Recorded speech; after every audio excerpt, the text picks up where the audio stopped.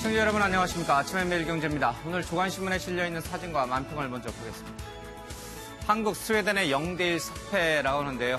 어제 저녁 러시아 월드컵 조별리그 F조 예선전에서 우리나라가 스웨덴에 안타깝게도 0대1로 졌습니다. 페널티킥을 허용을 좀 했는데요. 이날 패배로 우리나라는 독일과 함께 F조 공동 3위로 떨어졌습니다. 앞으로 남을 경기에서 한 경기라도 진다면 16강이 좀 좌절되는데 이런 힘 좀 냈으면 좋겠습니다. 탄식과 열광, 광장물 들인 붉은 물결. 남북 정상회담에 이어서 북미 정상회담 그리고 지방선거까지 쉴 새 없이 큰 이슈들이 많았습니다. 그 속에서 러시아 월드컵이 잊혀지는가 싶었는데 길거리 응원만은 여전했습니다. 지진으로 움푹 파인 도로라고 하는데요. 규모 6.1로 추정되는 강진이 일본 오사카에서 발생을 했습니다. 경찰들이 이 지진으로 함몰된 물이 고여있는 도로를 좀 살펴보고 있습니다.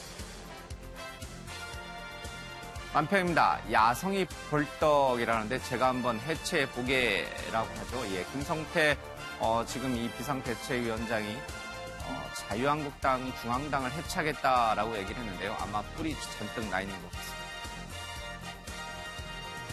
누가 운전했어? 라고 하고 있죠. 책임론 얘기가 계속 나오고 있습니다.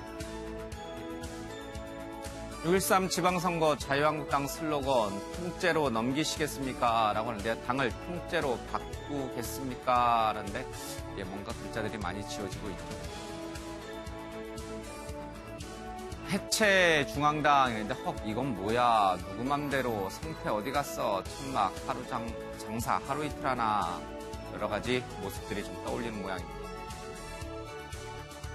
저희가 잘못했습니다. 양승태 사법부도 여기도 시급하다라고 합니다.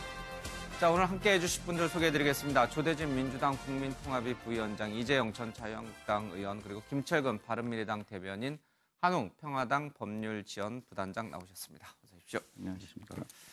자, 어제 러시아 월드컵 경기가 좀 있었습니다. 야밤에 글쎄요, 와 하는 소리도 들렸고요. 깊은 탄식도 이 전국 곳곳에 울려 퍼졌습니다. 비디오 판독 결과 이 반칙이 선언이 돼서 우리나라가 스웨덴에 페널티킥을 허용했죠. 그리고 나서 골을 먹으면서 안타깝게도 1대 0으로 좀 지고 말았습니다. 이번에 그 기대가 좀 있었습니다만은 뚜껑을 열어보니까 특별한 내용이 없었다라는 얘기도 나옵니다. 신태용 감독의 계획은 이 장신 공격수 김신욱과 손흥민, 황희찬을 3톱으로 형성하고 스웨덴의 높은 수비벽을 넘겠다는 것이었는데 어제 유효 슈팅은 하나도 없었습니다. 그만큼 철저하게 스웨덴 수비진에게 묶였다 이런 뜻이죠. 이런 가운데 이 골키퍼는 굉장히 빛났습니다. 조현우 선수가 제2의 이훈재라는 평가를 받으면서 깜짝 스타로 좀 등장을 했습니다. 도끼 품은 독일, 기세 오른 멕시코라고 하는데요. 멕시코가 독일을 1대 0으로 이겼습니다. 이제 독일과 우리가 1패씩을 기록했는데 여기서 또 한 번 지게 되면 둘 다 탈락하게 됩니다. 절치부심 독일이 아마 강하게 나올 것 같고요. 멕시코도 결코 쉬운 상대가 아닙니다.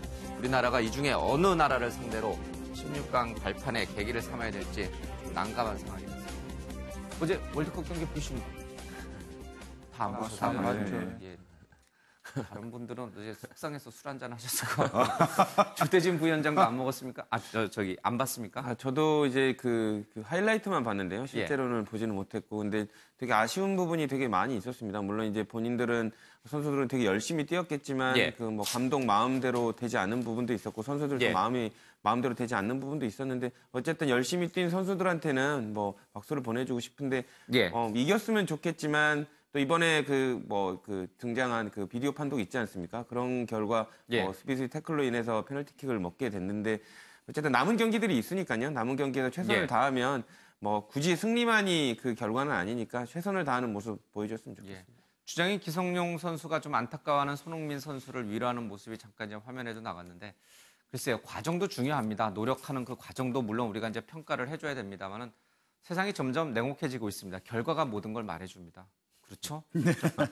선거도 결과가 매우 의미심장한 질문이십니다. 아닙니다. 스포츠 얘기하는 겁니다. 네, 알겠습니다. 어쨌든 간에요. 좀 힘내서 한 게임 더 반드시 좀 승리를 했으면 좋겠습니다. 자, 경제계 소식입니다. 고용 쇼크라지만 남녀 온도차가 뚜렷하다 하는데 5월 취업자 남성 4만 명 감소 때 여성은 11만 명 늘었다라고 하는데 결코 좋은 일은 아닌 것 같습니다. 여성이 늘어난 것은 좋지만 그 내용을 좀 봐야 되는데 적게 받고 덜 일하는 이런 약간의 파트타임, 아르바이트 개념의 일자리가 많이 늘어나면서 여성의 고용이 늘어난 겁니다. 질적으로는 열악해졌다 이렇게 봐야겠죠. 자, 주 52시간이 7월부터 도입이 되는데요. 이것을 일괄을 적용할 때는 여러 가지 문제가 많다. 특히 스티브 잡스 같은 혁신이 나오지 않는다라고 기업들이 김영주 고용노동부 장관에게 호소하는 얘기가 좀 있습니다. 대다수 참석자들이 정부에 이 주 52시간 근무가 는 속도 조절을 당부했는데 다음 달 1일부터 시행이 되지만 기업들의 준비 작업이 마무리되지 않아서 여러 가지 혼란이 있을 수 있다. 이런 얘기도 같이 좀 나오고 있습니다. 일자리 얘기는 좀 같이 묶어서 하죠. 홍영표 더불어민주당 원내대표는요. 일자리 성적이 좋지 않은 것이 뼈아프다라고 얘기를 했습니다. 갈 길이 멀다는 생각에 마음이 무겁다. 기획재정부, 고용노동부 등 관련 부처가 비상 상황을 인식해야 한다. 소득주도 성장에서 선순환 구조가 작동하는지 문제가 없는지 챙겨봐야 한다라고 얘기를 하고 있습니다. 네, 청와대에서는 소득주도 성장이 여전히 유효하다라고 얘기를 하고 있습니다만 여당 원내대표 입에서는 조금 다른 얘기가 나오기 시작했습니다. 노동부의 이 통계가요. 조금 헷갈리는 통계가 최근에 2개가 좀 나왔습니다. 맨 위에 걸 보면요. 이 고용보험 피보험자 증가 숫자는 계속 늘어나는 것으로 좀 보입니다. 쉽게 말해서 4대 보험에 들어가는 근로자가 늘어났다는 얘기죠. 질적인 면에서 좋아졌다는 그런 뜻인데 경제활동 인구 조사의 취업자 증가는 갈수록 줄어들고 있습니다. 전체적인 일자리는 줄어드는 가운데 정규직과 같은 좋은 일자리는 늘어나고 있다는 겁니다. 어디에다 더 방점을 찍어야 될지 아마 경제학자들도 조금 헷갈리는 모양입니다. 진보 경제학계 내에서는 소득주도 성장의 정책 보완이 필요하다라는 얘기가 나오고 있습니다. 대통령 경제자문위원인 주상용 교수가 세미나에서 밝혔는데 2020년까지 10,000원으로 올리는 것은 무리고요. 2인 가구 최저생계비와 중위임금과의 적정한 비율을 따져보면 8,500원 정도가 적절한 것으로 보인다. 이런 얘기가 같이 나오고 있습니다. 일자리와 관련된 요즘의 얘기들이 굉장히 많이 나오고 있고요. 또 보는 시각에 따라서 조금 상반된 입장이 나오기도 좀 합니다. 조 부위원장님, 네. 정규직과 같은 좋은 일자리가 늘어났다. 그런데 전체적인 일자리 숫자는 줄어들었다. 그리고 다음 달 1일 주 52시간 근무가 시행이 되고 또 최저임금과 관련해서도 역시 이것이 과연 효과적인 정책이냐. 이 소득주도 성장 전반에 대해서 손을 볼 필요가 있다. 이런 얘기도 진보학계에서 나오고 있고요. 네. 헷갈려요? 어디에다 방점을 둬야 됩니까? 그러니까 지금 뭐 소득주도 성장에 관련돼서 뭐 우려 섞인 목소리가 나오는 건 사실입니다. 예. 그리고 그게 100% 단점이 없는 정책이라고도 말할 수는 없는 부분이고요. 예. 그리고 이런 부분들을 또 정부도 지금 파악하고 있거든요. 예. 그렇기 때문에 이게 소득주도 성장이 100% 완벽한 정책이니까 다른 소리 귀담아 듣지 않겠다. 이런 정도의 태도는 아닌 걸로 알고 있습니다. 예. 다만 부정적인 시그널 관련된 부분도 있지만 어쨌든 긍정적인 효과들이 더 크기 때문에 예. 이런 부분에 대한 정책에 대한 신뢰를 가지고 계속 추진하겠다는 것이고요.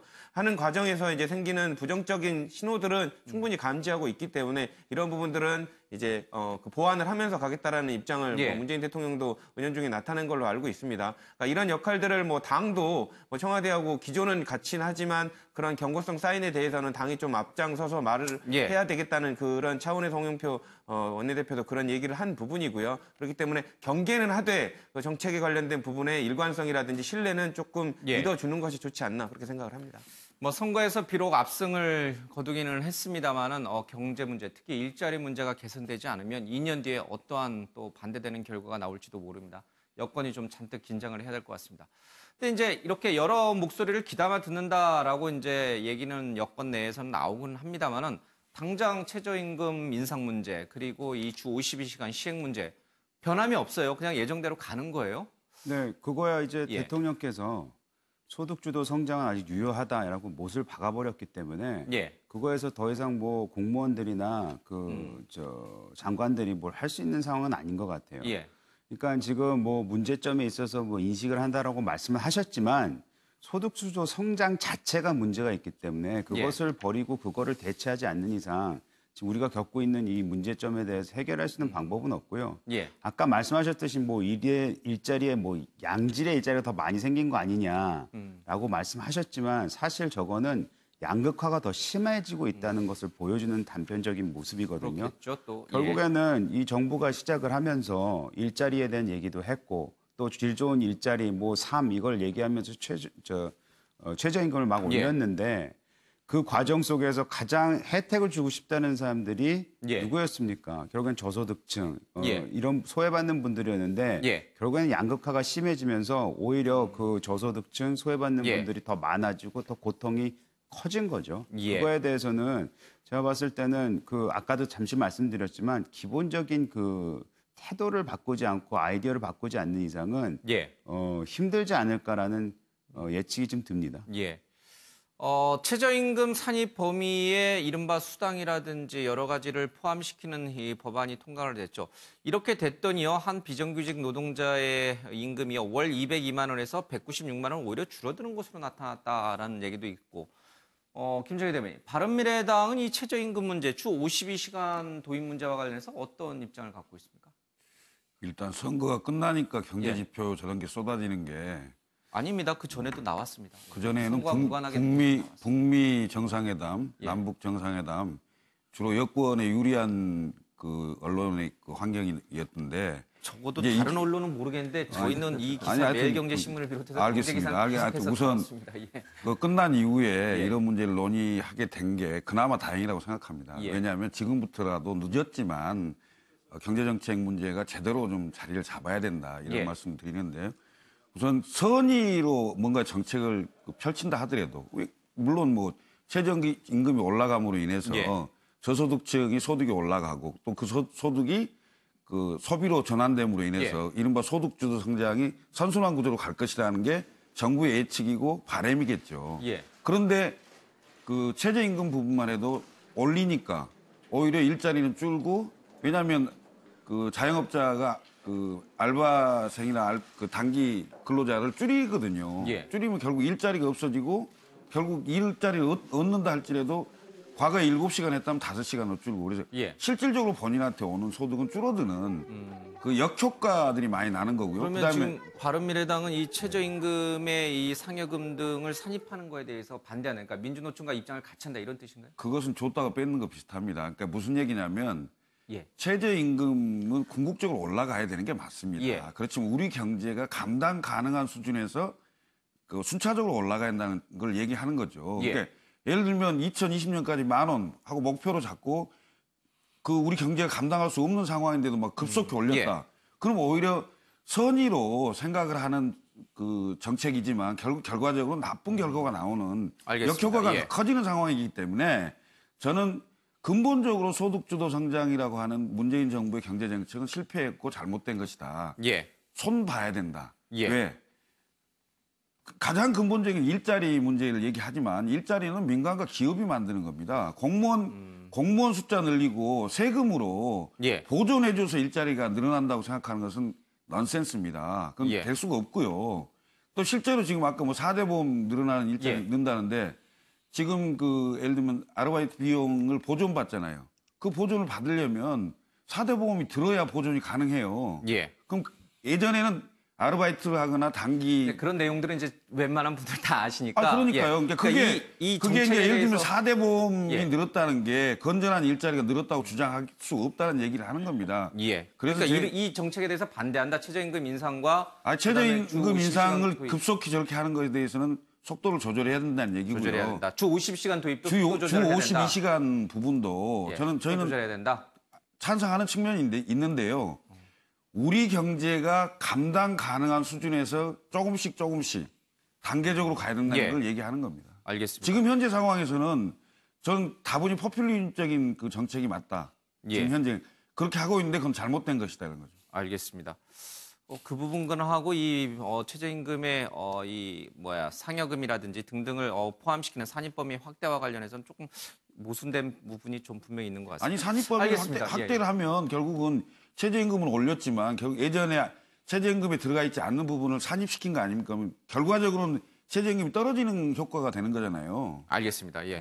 그러니까요. 지금 이제 말씀하시는 게 제가 잘 정리를 못해서 그런지 모르겠는데 약간 모순되는 내용이 있는 것 같아서 제가 여러 번 자꾸 질문 드렸는데 알겠습니다. 그 부분은 뭐 이 정도까지 하고 혹시 평화당은요. 일자리 문제라든지 정부의 경제 정책에 대해서 특히 장하성 실장에 대한 사퇴설 얘기가 지난 주말에 잠깐 나왔었거든요. 그 부분하고 관련해서는 뭐 재계 쪽하고 금융계 쪽에서 일단의 이런 설을 예. 흘림으로써 좀 일종의 군기잡기를 하고 있는 것이다. 뭐 이렇게 이야기를 하고 있는 건데 예. 문재인 정부의 어떤 경제 정책 지금 최저임금하고 관련해서는 뭐 지난 출연 때도 한번 말씀을 예. 드렸습니다마는 국민들이 신뢰를 갖고 그 정책 추진에 일관성이 있어야 예. 된다라고 그렇게 생각을 합니다. 방금 지금 최저임금 부분에 대해서 지적한 바처럼 일단 올렸다가 또 상여금 등을 최저임금 범위에 포함시킴으로써 이제 효과에 있어서는 최저임금을 또 삭감시키는 듯한 예. 왔다 갔다 하는 거잖아요. 아주 간단하게 예를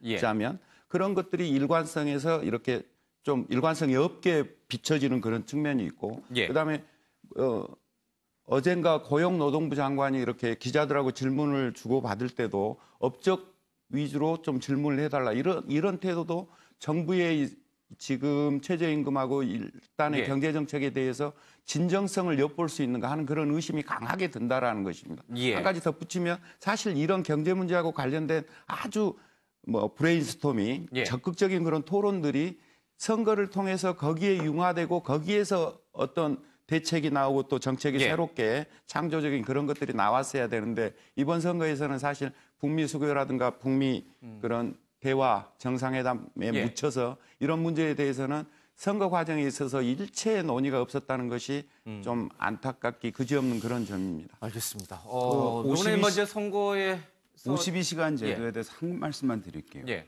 52시간을 통해서 그 뭐라 그래야 될까? 그 소위 말하는 워라밸을 예. 이렇게 좀 만들어내자 이런 의미가 있지 않습니까? 매우 좋은데 좀 정부가 그런 부분에 있어서 좀 유연성을 가졌으면 좋겠어요. 알겠습니다. 왜냐하면은 지금 청년 실업도 역대 최대 아닙니까? 게다가 지금 체감 실업률은 더 뭐 20%가 넘다고 얘기를 예. 했는데 지금 우리가 청년들한테 왜 스타트업을 안 하냐, 예. 뭐 창업을 해라 이렇게 정부도 그랬고 계속 얘기를 하고 있으면서도 예. 52시간을 그쪽에다가도 이렇게 아주 강하게 예. 한다면은 그거는 앞뒤가 맞지가 않거든요. 그래서 어떤 지역에 따라서 또는 산업군에 따라서 그런 걸 좀 유연성 있게 가져갔으면 예. 좋겠다는 말씀을 드리겠습니다. 뭐 이번 선거 때문에 그런지도 몰라도요. 사실 이 지금 일자리 문제, 주 52시간 도입 문제, 최저임금 인상 문제, 또 이 경제 컨트롤 타워의 혼선 문제, 이것은 북미회담이라든지 아니면은 지방선거와 무관하게 계속 지속적으로 언론이 보도를 해왔습니다. 이제 선거에 진 쪽에서 이제 아마 이런 부분들이 왜 선거 기간 동안에 부각이 되지 않았느냐, 선거가 끝난 뒤에 경제 문제가 부각되느냐라고 이제 좀 서운한 마음을 가질 수도 있겠습니다만은 이런 부분이 여러 차례 이제 언론에서도 보도가 좀 됐고 논란이 됐고 저희도 여러 번 이제 토론도 하고 그랬죠. 글쎄요, 쉽게 해결할 수 있는 문제가 아니기 때문에 이런 문제는 계속 앞으로도 저희들이 관심을 갖고 좀 지켜봐야 될 것 같습니다.